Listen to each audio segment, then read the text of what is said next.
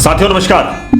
हमने कई बार लोगों को यह कहते हुए सुना कि वाल्मीकि रामायण का जो उत्तरकांड है वो प्रक्षिप्त है। हमने कई बार सुना कि सीता का परित्याग या शंबूक का वध ये भगवान राम ने किया ही नहीं। मैंने भी कई बार इस बात को कहा, लेकिन प्रमाण आज तक हमें कोई नहीं मिला इस बात का। तो आज की इस वीडियो में मैं सारी बातों को अलग करते हुए प्रमाणों पर सीधे बात करना चाह रहा हूं। प्रमाण इसलिए आवश्यक है क्योंकि जब हम कोई बात कह देते हैं तो क्यों मान ली जाए मेरी बात? सिर्फ इसलिए मान ली जाए कि मैं कह रहा हूं कि हां सीता परित्याग नहीं किया गया या फिर शंबूक वध नहीं किया गया। मैं कह रहा हूं कि प्रक्षिप्त कर दिया, जो भी हमें ना समझ में आए हम कह दें कि प्रक्षिप्त कर दिया। तो आज मैं प्रमाण देना चाह रहा हूं उन लोगों को जो इस पर भी कुतर्क करते हैं। आज ये अध्याय ही बंद कर देते हैं, आज यह बात प्रमाणित ही कर देते हैं कि उत्तरकांड जो है वो बाद में ही प्रक्षिप्त किया गया है। यह समझना पड़ेगा हमको। अगर हम शास्त्रों को नहीं समझेंगे, अगर हम अपनी भाषा को नहीं समझेंगे, संस्कृत भाषा नहीं जानेंगे, तो हमको इसी प्रकार मूर्ख बनाया जाएगा। हमको बताया जाएगा बार बार कि भगवान राम जो है शूद्र विरोधी हैं, वो महिला विरोधी हैं। जो भगवान श्री राम माता सीता के लिए चित्रकूट से लंका तक जाकर के उस समय रावण से युद्ध करते हैं और मां सीता को वापस लाते हैं, एक पत्नी व्रत धारण करते हैं। क्या उस समय राजाओं की अनेक पत्नियां नहीं होती थी? पर राम ने ऐसा नहीं किया।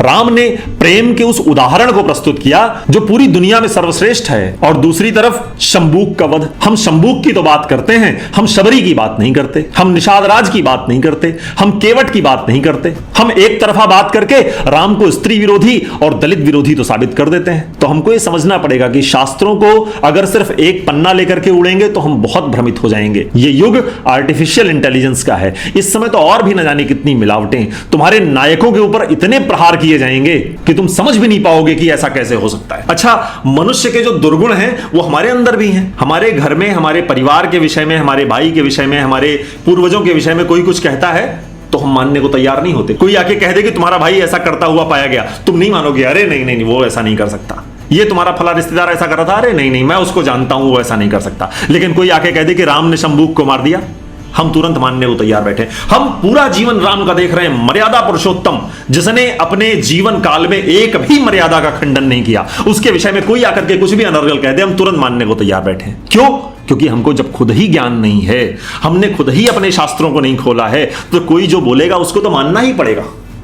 उत्तर क्या है हमारे पास? तो उत्तर यह है कि युद्धकांड का 128वां सर्ग रामायण का अंतिम सर्ग है। उसके अंतिम के श्लोकों को पढ़ने के बाद अगर आपको लगता है कि इसके बाद में जो उत्तरकांड लिखा गया वह भी इसी रामायण का हिस्सा है, तो आप या तो मूर्ख हैं या फिर आप धूर्त हैं। तो सीधे विषय से प्रारंभ करते हैं। वाल्मीकि रामायण के युद्धकांड का 128वां सर्ग जो अंतिम सर्ग है, उस सर्ग को जब आप खोलेंगे, श्लोक संख्या 105 और 106 के बाद के जितने भी श्लोक हैं सारे आपको पढ़ने। मैं आपको कुछ श्लोक बताता हूं, स्क्रीन पर श्लोक लगा भी दूंगा, उसका अर्थ मैं आपको बताता हूं। श्लोक संख्या 106 में जब हम जाते हैं तो हम पढ़ते हैं कि भाइयों सहित श्री राम ने 11,000 वर्षों तक राज्य किया था।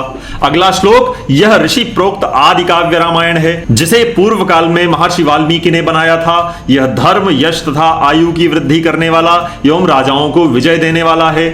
संसार में जो मानव सदा इसका श्रवण करता है वह पाप से मुक्त हो जाता है। श्री राम के राज्याभिषेक के प्रसंग को सुनकर मनुष्य इस जगत में यदि पुत्र का इच्छुक हो तो पुत्र, धन का अभिलाषी हो तो धन पाता है। राजा इस काव्य का श्रवण करने से पृथ्वी पर विजय पाता है और शत्रुओं को अपने अधीन कर लेता है। जैसे माता कौशल्या श्री राम को, सुमित्रा लक्ष्मण को, कैकेयी भरत को पाकर जीवित पुत्रों की माता कहलाई, उसी प्रकार संसार की दूसरी स्त्रियां भी इस आदि काव्य के पाठ और श्रवण से जीवित पुत्रों की जननी, सदा आनंद मग्न तथा पुत्र पौत्रों से संपन्न होंगी। यह फलश्रुति है।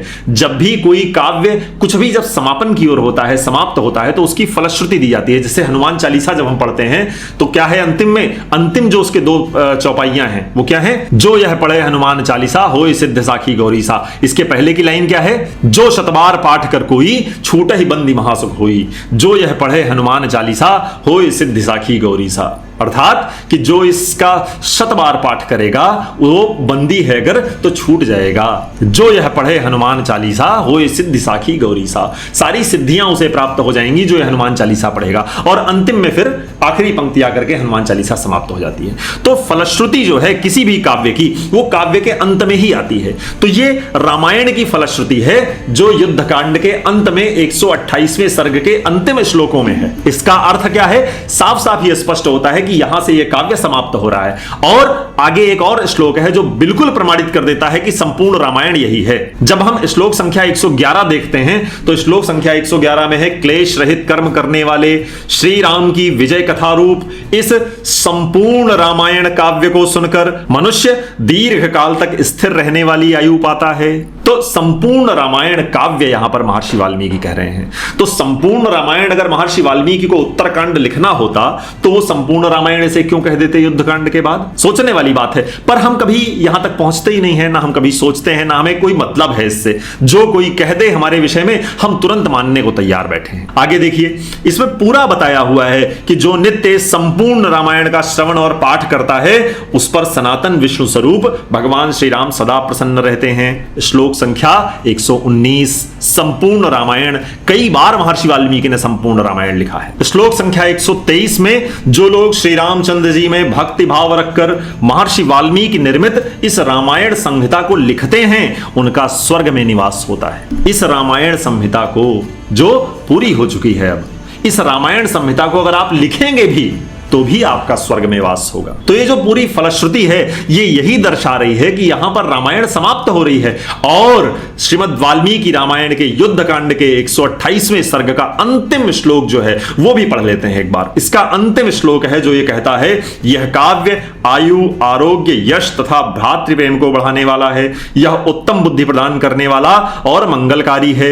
अतः समृद्धि की इच्छा रखने वाले सत्पुरुषों को इस उत्साहवर्धक इतिहास का नियम पूर्वक श्रवण करना चाहिए। और यहां पर युद्धकांड समाप्त हो जाता है, यहां पर श्रीमद् वाल्मीकि कृत रामायण समाप्त हो जाती है। इसके बाद जो कुछ भी लिखा गया है वह सब कुछ आक्रांताओं के काल में हमारे और आपके मन में हीन भावना डालने के लिए लिखा गया है। अमूमन मैं इस बात को कहता नहीं हूं और मैं कहूंगा भी नहीं आगे। मुझे मशीनों से बात करना नहीं पसंद, लेकिन फिर भी मैं अपना कर्तव्य समझते हुए इस कैमरे से बात कर रहा हूं और आप सब तक इस बात को पहुंचा रहा हूं। तो आप जहां भी इस वीडियो को देख रहे हो, YouTube पर देख रहे हो, Instagram पर, Facebook पर, जहां भी आप देख रहे हो, फॉलो या सब्सक्राइब जरूर कर लें, क्योंकि मैं भी इस काम को ज्यादा दिन तक तभी करूंगा जब मुझे लगेगा कि आपकी रुचि है इस काम में।